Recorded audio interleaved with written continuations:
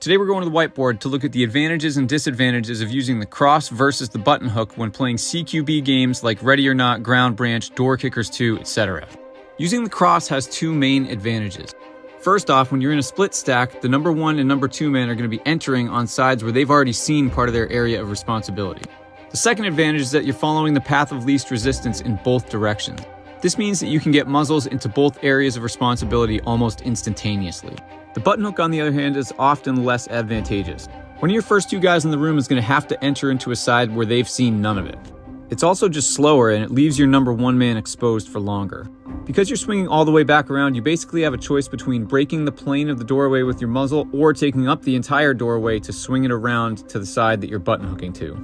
Taking up that door frame and the fact that both people have to button hook means there's going to be a delay before that number 2 man can back up the number 1 man. Now, one situation where a button hook might be more appropriate is if you're going to single stack a doorway, particularly if there's a wall that prevents you from getting into a split stack. You might assess that the unobserved portion of the room is a bigger threat and decide to take that instead. This has been a hot button question because I've gotten it about 30 times, and you're 100% right.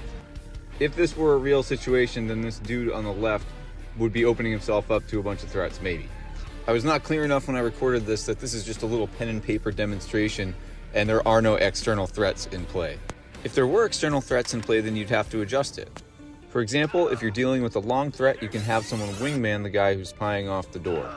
Number 1 man plates the wingman, and the wingman protects the number 1 man's back.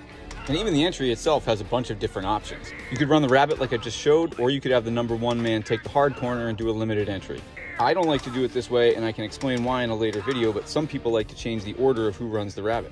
You don't even have to run the rabbit if you don't want to. You can just do points of domination.